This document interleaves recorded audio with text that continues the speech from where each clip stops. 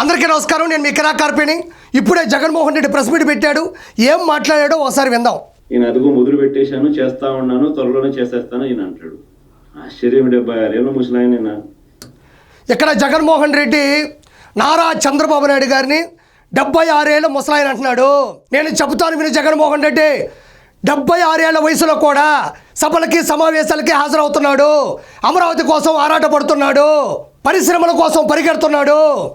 అన్యాయాలు అక్రమాలు జరగనివ్వకుండా అధికారుల్ని నాయకుల్ని పరిగెత్తిస్తున్నాడు.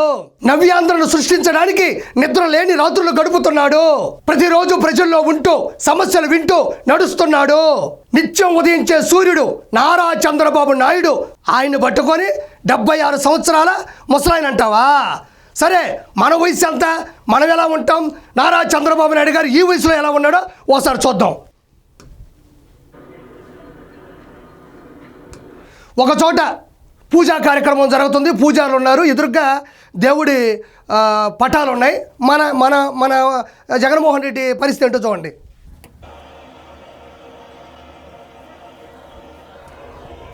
కొబ్బరికాయ ఎట్ట కొడతాం మనం? ఇలా వంగి ఇలా కొట్టి నీళ్లు పోసి ఇలా చించి పక్కన పెడతాం. ఈయన చాలా చిన్న పిల్లోడు కదా, కిందకు వంగి రాయి మీద కొబ్బరికాయ కొట్టే తలకాయ లేదు కదా మనకి. పూజారులు పైకెత్తితే దాన్ని పట్టుకొని కొడుతున్నాడు. ఈయన మళ్ళీ చంద్రబాబు నాయుడు గారి వయసు గురించి ముసలాయనని చెప్పి ఈయన అభివర్ణించడం. నీ వయసు ఎంత? ఆయన 76 సంవత్సరాల వయసులో పరిగెడుతూ ముందుకు పోతుంటే నువ్వు కొబ్బరికాయ కూడా కొట్టలేని తలకాయ పుట్టించాడు మనకి. ఏం చేస్తాం మనం? ఇక్కడ చూడండి, నారా చంద్రబాబు నాయుడు గారి స్థాయి చూడండి.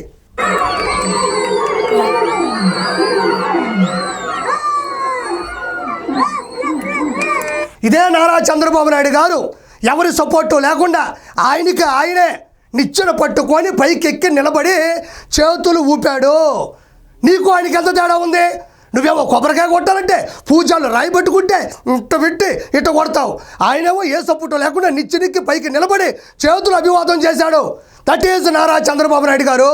నువ్వు వయసుల గురించి మాట్లాడబాక. ఈ వీడియో కూడా మళ్ళీ చూద్దాం. ఈ వయసులో రెడ్ బుక్ రాజ్యాంగ పాలన ఏమిటి? రెడ్ బుక్ రాజ్యాంగం. రెడ్ బుక్ అంటే చట్టబద్ధమైన సాక్ష్యాలతో కూడిన శిక్షలు అమలు చేయడం జరుగుతుంది. అన్యాయాలు అక్రమాలు దౌర్జన్యాలు చేయని వాళ్ళకి మాత్రం ఈ రెడ్ బుక్ అనేది వర్తించదు. కేవలం తప్పు చేసిన వాళ్ళు, భూ కబ్జాలు, బూతులు తిట్టించిన వాళ్ళు, తిట్టిన వాళ్ళు, మైన్సో గ్రావెలు, ఇసుక ఇవన్నీ ఉంటాయి కదా, కిడ్నాపులు, వాళ్ళకి మాత్రమే, దౌర్భాగ్యం చేసిన వాళ్ళకి మాత్రం ఇది వర్తిస్తుంది. తప్పు చేయని వాళ్ళు ప్రశాంతంగా ఉండొచ్చు. ఈ బెదిరింపులు ఏమిటి? వాడిని తొక్కుతా వీడిని తొక్కుతా అన్న మాటలు ఏమిటి? ప్రజలు ఏదో దేవుడు ప్రజలు దయదలిచి ఏదో అధికారం ఇచ్చారు. ఇచ్చిన అధికారంతో ప్రజలకు మంచి చేయడానికి పోయి ఇక్కడ జగన్మోహన్ రెడ్డి ఒకటి గుర్తుపెట్టుకో, ఇది మంచి ప్రభుత్వం, ఇది ప్రజలకి మంచి చేస్తుంది. ఇప్పటికే చాలా మంచి చేసింది. ప్రతి నెల 64 లక్షల మందికి 4,000 రూపాయలు చొప్పున టెన్షన్గా పింఛన్ అందిస్తుంది. 203 అన్నా క్యాంటీన్లు ఓపెన్ చేసింది. 1 కోటి సిలిండర్లు ఇచ్చింది. 16,347 పోస్టుల భర్తీకి మెగా డిఎస్సి నోటిఫికేషన్ జారీ చేసింది. అదేవిధంగా చెత్త పన్ను, ల్యాండ్ టైటిలింగ్ యాక్ట్ రద్దు చేసింది. కేంద్రం నుంచి అమరావతికి 15,000 కోట్ల రూపాయలు, పోలవరం ప్రాజెక్టుకి 12,500 కోట్ల రూపాయలు, స్టీలు ప్లాంట్కి 11,400 కోట్ల రూపాయలు మంజూరు చేయించింది. జూన్ 12వ తారీఖున 67,27,164 మంది అర్హులైన విద్యార్థులకి వాళ్ళ తల్లుల ఖాతాల్లో తల్లికి వందనం అమలు చేసింది. నేను చెప్పింది ఇంతే. చెప్పుకుంటూ పోతే నారా చంద్రబాబు నాయుడు గారి చరిత్ర అవుతుంది. ఇది మంచి ప్రభుత్వం, మంచి చేస్తుంది, మంచి మన్ననలు పొందుతుంది. నువ్వు పద్ధతుల గురించి చెప్పాల్సిన అవసరం లేదు. మంచి చేయాల్సింది పోయి ఇచ్చిన హామీలను నెరవేర్చాల్సిన బాధ్యతను పక్కన పెట్టి ప్రతి హామీకి కూడా సమయాన్ని కేటాయించారు. నిర్దిష్ట సమయంలో ఇస్తామని కూడా చెప్తా ఉన్నారు. మనమేమో 14 లక్షల కోట్ల రూపాయల బకాయిలు అప్పులు పెట్టేసిపోయినాం. అక్కడ పోతే ఏమీ లేదు. ఖాతా ఓపెన్ చేస్తే అంతా ఖతం. కాబట్టి చంద్రబాబు నాయుడు గారు మొత్తానికి అటు ఇటు చేసి అన్నీ అమలు పరుస్తున్నారు.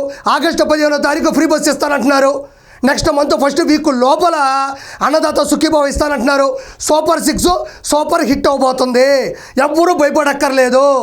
అబద్ధాలతో మోసాలతో పరిపాలన చేస్తూ వాటి గురించి ఎవరైనా అబద్ధాలు మోసాలు చేసింది జగన్మోహన్ రెడ్డి. నువ్వే ఏం చేసావు?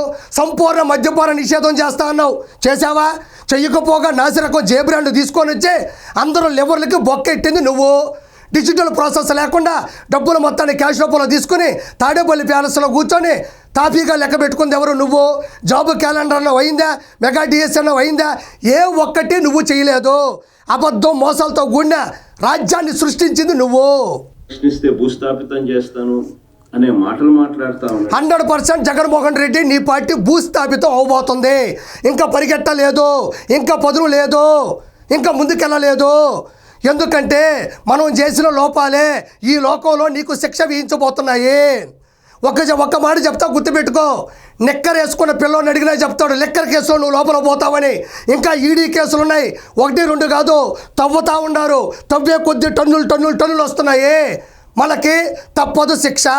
నువ్వు జీవితంలో బయటకు వస్తావో లేదో కూడా డౌటే. రెడ్ బుక్కి నీ మీద కూడా అమలు జరగబోతుంది. కాబట్టి నీ పార్టీ భూస్థాపితం కాబోతుంది. చక్కటిగా అన్నీ అమలు చేస్తున్నారు. కాబట్టి మనం గమ్మును కూర్చుంటే మంచిది. Thank you so much.